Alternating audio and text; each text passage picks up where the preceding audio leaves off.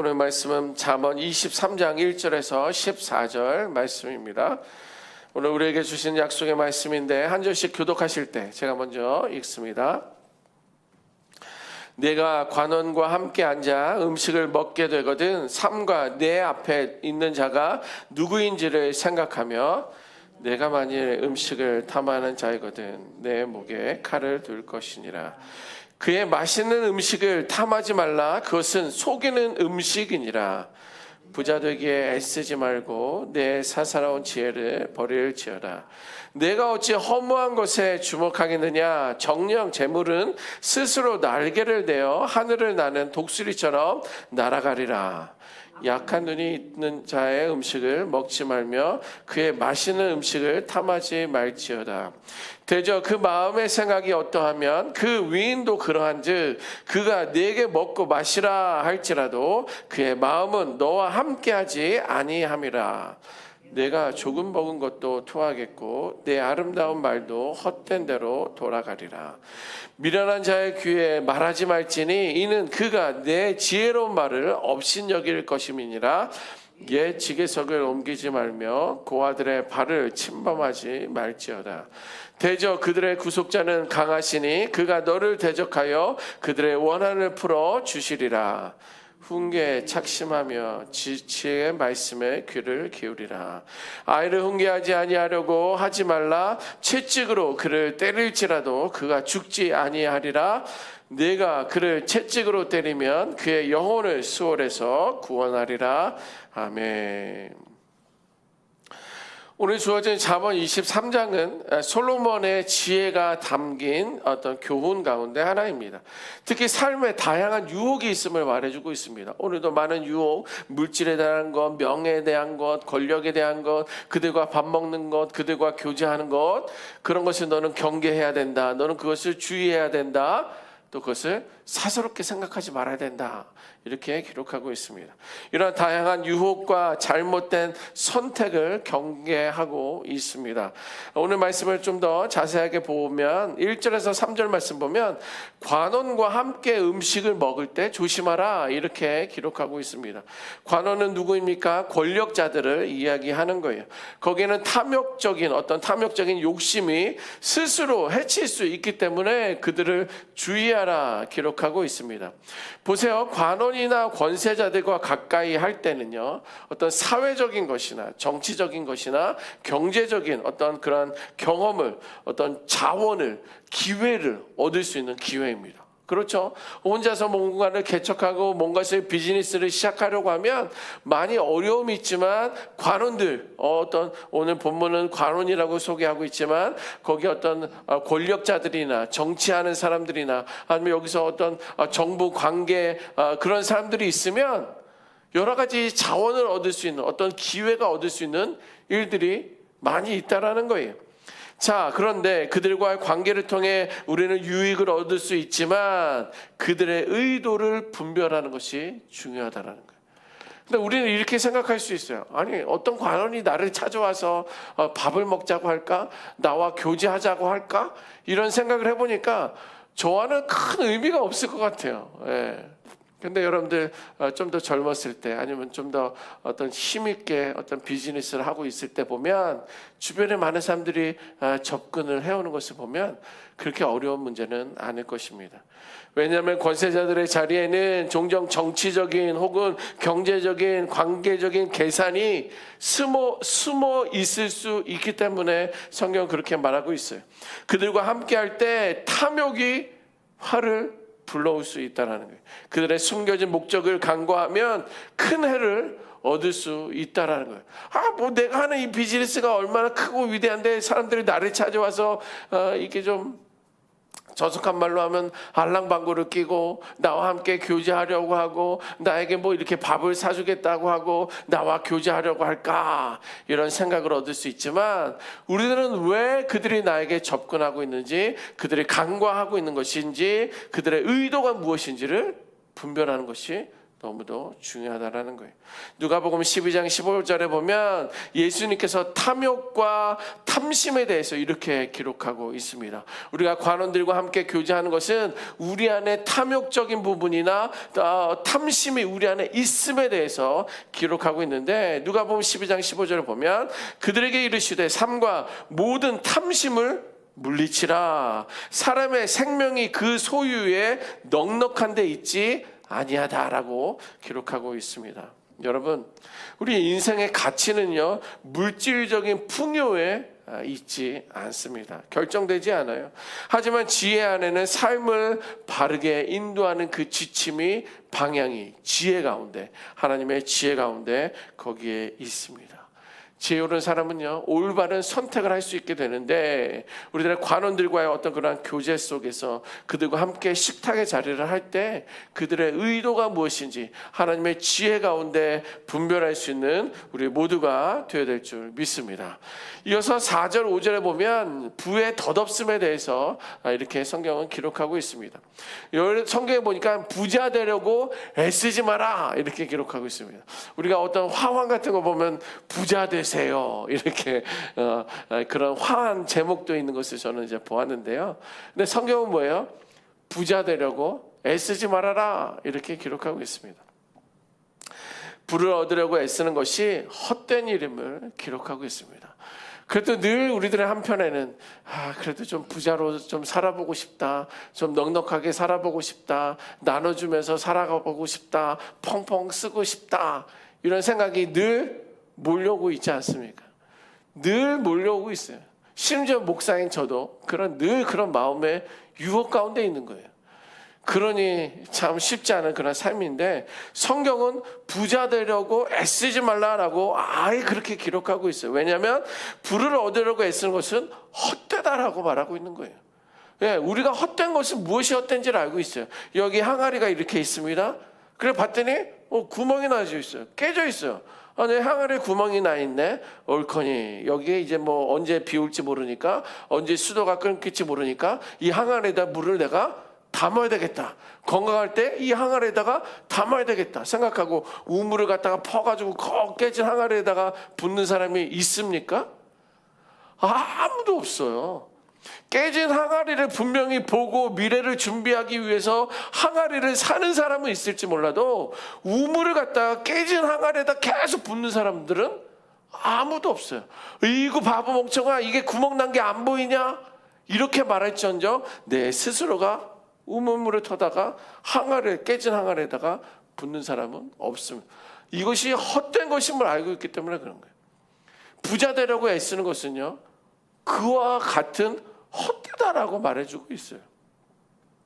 전도서 5장 10절 말씀 보니까 부의 덧없음에 대해서 말하고 있는데요. 제가 읽습니다. 은을 사랑하는 자는 은으로 만족하지 못하고 풍요를 사랑하는 자는 소득으로 만족하지 아니하나니 이것도 헛되다. 이 잠언만 그렇게 기록되어 있는 것이 아니라 전도서에서도 그렇게 기록하고 있어요. 은을 사랑하는 사람은 은으로 만족하지 못한다는 거. 다이아가 있네, 금이 있네. 은으로 만족하지 않는다라는 거예요. 소득으로 만족하지 않는다. 내가 얻어진 이 수익으로, 분명히 이 수익이 내게 있음에도 불구하고 이것을 만족하지 않는다. 왜? 재물은 날개가 있어 곧 사라질 수 있다. 그것은 헛되다라고 성경은 말해주고 있습니다. 여러분들, 재물에 대한 끝없는 욕심은요, 결국 만족을 주지 못하고요, 재물은 영원하지 않으며 언제라도 사라질 수 있음을 성경은 말해주고 있습니다.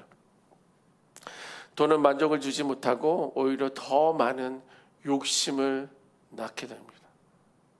욕심은 죄가 되고 죄는 결국 사망에 이른다라고 성경은 말해주고 있지 않습니까?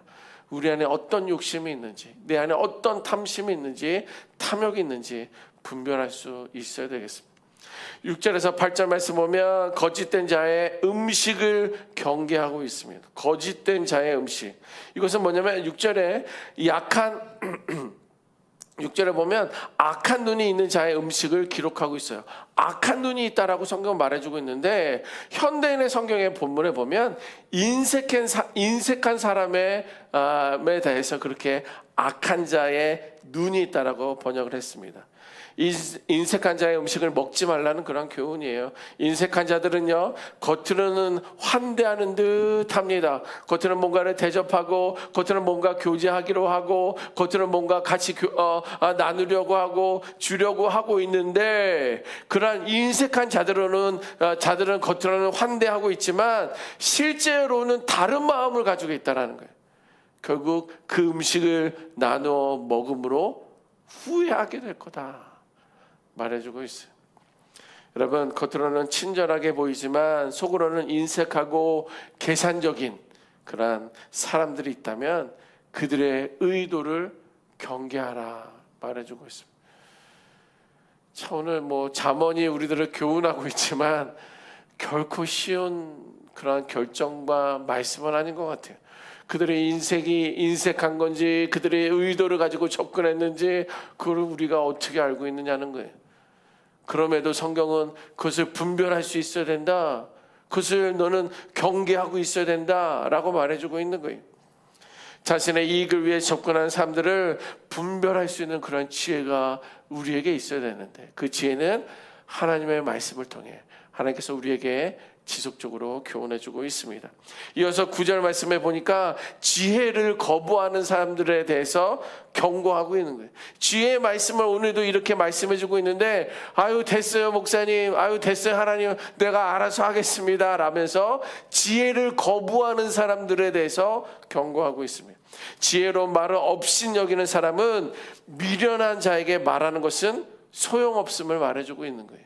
미련한 사람들을 뭔가 변화시키려고 하고 지혜로운 말을 업신여기는 어떤 그런 사람들은 그런 것들은 말해도 아무런 소용이 없다라고 말해주고 있습니다. 반대로 내가 지혜로운 것을 말하려는 사람의 입장이 아니라 하나님의 지혜를 내가 들으려고 할 수 있는 그런 사람들이 되어야 된다는 거예요. 그 하나님의 지혜, 성경에 기록되어 있는 그 지혜의 말씀을 거부하는 어리석은 미련한 자들이 아니라 그 지혜가 무엇인지 날마다 깨달아 알아가고 그것을 배워 우리의 삶에 적용할 수 있는 우리 모두가 되어야 될 줄 믿습니다. 마지막으로 10절에서 11절 말씀은요, 고아와 약자를 보호하라 이렇게 성경은 말해주고 있어요. 예수님은요, 약한 자들의 권리를 침해하지 말아라라는 거예요. 우리는요, 좀 배우지 못한 사람들을, 건강하지 못한 사람들을 업신여깁니다. 저는 장애인 사역을 오래 좀 했는데요, 지금은 늘 장애인들에 대한 관심은 늘 계속 있습니다. 저의 비전 가운데서도 있습니다. 좀 더 젊어서 이렇게 사역을 할 때 보면 처음으로 봉사 오는 사람들이 30이고 40이 된 장애인들이 있어요. 그런데 그들에게 야 이것 좀 아유 왜 이걸 흘려? 이걸 똑바로 해야지. 젊은 사람들이 30, 40 된 장애인들에게 그렇게 이야기하는 그런 모습들을 보았습니다.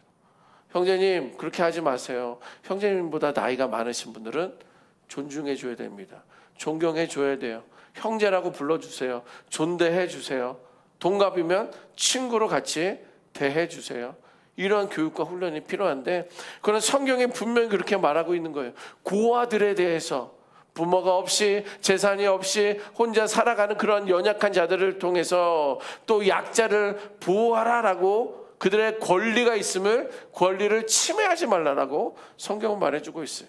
하나님께서 그들의 구속자가, 구원자가 되셨다라고 성경은 기록하고 있습니다. 시편 68편 5절 말씀 보니까 하나님께서 사회적으로 약한 존재들, 즉 고아와 과부들을 특별히 보호하시는 내용들이 거기에 기록되어 있어요. 그들의 권리를, 주권을 지켜주시는 분으로 기록되어 있는데, 제가 읽습니다. 그의 거룩한 처소에 계신 하나님은 거룩한 처소에 계시는 그분이신데 그 하나님은 고아의 아버지다 라고 말해주고 있어요. 또 과부의 재판장이다 말해주고 있어요. 고아는 부모가 없는 자녀들이, 부모들이 없는 그러한 자녀들, 아이들이 아니라 그 고아의 부모는 하나님이시다라고 말하고 있는 거예요. 그러면 그들을 우리가 어떻게 무시할 수 있습니까? 여러 개 자녀들과 부모가 같이 있습니다. 그런데 그 부자지간이 있는데 그 아들을 내가 막 뭐라고 말할 수 있을까요? 말할 수 없죠. 왜 거기에 아버지가 있는데 그 아버지를 뭐라고 하는 거나 똑같은 거기 때문에 자녀들이 같이 있을 때 그 부모 앞에서 그 자녀들이 이래라 저래라 말하기가 쉽지 않아요. 하물며 고아들의 아버지는 하나님이다라고 말해주고 있습니다. 그들을 존중해 줄 수 있는 그의 권리를 인정해 줄 수 있는 우리들이 되어야 되겠습니다. 그리고 과부의 재판장이다 말하고 있어요. 그들은 혼자가 아니라는 거예요. 그들의 옳고 그름에 대해서 참과 거짓에 대해서 판결해주고 그들을 인정해주고 세워주신 분이 하나님이시다. 이렇게 성경은 분명히 기록해 주고 있습니다. 하나님은요, 그들의 연약한 자들에 대한 억울함을 지켜주시고 보호하시며 정의를 행하시는 분임에 분명히 성경은 그렇게 기록하고 있습니다. 사회적 약자를 보호하고 돌보는 것이 하나님의 뜻이고 그들을 억압하는 자들은 결국 하나님의 심판을 면치 못하게 될 것입니다. 오늘 보면 12절에서 14절 한 번 더 봅니다. 그것은 징계의 필요성에 대해서 이야기하고 있는 거예요. 징계의 필요성. 이것은 뭐냐면 훈계를 받아들이며 지혜를 얻도록 해야 된다는 거예요. 자녀를 사랑한다면 징계해야 한다는 거예요. 그들을 사망에서 건지는 길이 바로 징계라는 거예요. 채찍질이라는 거예요. 자녀는 지혜를 얻기 위해 징계가 필요함을 가르치고 있는데 그것은 부모와 자녀와의 관계에 있어서 사람의 징계가 자녀를 올바른 길로 인도한다는 거예요. 결국엔 그들의 징계를 통해 그들의 생명을 보호하고 생명을 살리는 것이 자녀들의 징계다라고 말해주고 있습니다. 그런데 오늘 본문에 보니까 자녀들을 향해 채찍질을 아끼지 말라라고 있는 거예요. 무시무시한 이야기죠. 채찍질을 하라. 채찍질하는 것을 가볍게 채찍질하는 것을 해야 된다라고 말해주고 있는 거예요. 이것은요 단순한 폭력적인 책망을 폭력적인 어떤 체벌을 말하는 것이 아니라 실제적으로 뭐 채찍을 가져와서 막 자녀들을 때려라 이것을 이야기하는 것이 아니라 그것은 뭐예요? 너희들의 말을 통하여 너희들의 삶을 통하여 훈육과 교정의 의미가 거기에 담겨져 있는 거예요. 그들이 바른 길로 가고 있는지 그릇된 길로 가고 있다고 한다면 그들에게 언젠가는 돌아오겠지 잠잠히 기도만 하자 이것이 아니라 그들에게 바른 훈육도 우리에겐 필요하다라는 거예요. 바른 훈육은요 결국 한 사람의 인생을 살리고 더 나아가 사회를 바르게 세우는 역할을 하고 있기 때문에 그런 거예요. 내 자녀가 바로 서면 건강한 가정을 세우는 것뿐만 아니라 건강한 가족은 건강한 사회를 만들어가기 때문에 그렇게 말해주고 있습니다. 오늘 말씀을 통해서 우리는 탐욕을 경계하고 지혜를 따라가는 교훈에 대해서 말씀해주고 있습니다. 탐욕을 멀리하십시오. 내가 이들과 교제하는 것이 내 안의 욕심 때문인지 탐욕을 경계하라는 거예요.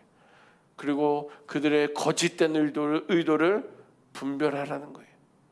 그것이 참으로 선으로 말씀으로 다가오고 있는지 아닌지를 분별하십시오. 또 약자들을 보호하십시오. 그리고 지혜로운 훈계를 가까이 하십시오. 하나님의 지혜의 말씀을 가까이 해야 돼요. 이것이 오늘 우리들에게 말씀해주고 있습니다. 우리가 하나님 안에서 바른 선택을 하며 지혜로운 삶을 살아갈 수 있는 그래서 하나님의 뜻을 알아가고 그 뜻이 우리 삶 가운데 가정 가운데 우리 교회 가운데 충만하게 임하시기를 주님의 이름으로 축원합니다. 아멘. 기도하겠습니다. 하나님 늘 탐욕은 우리들로 하여금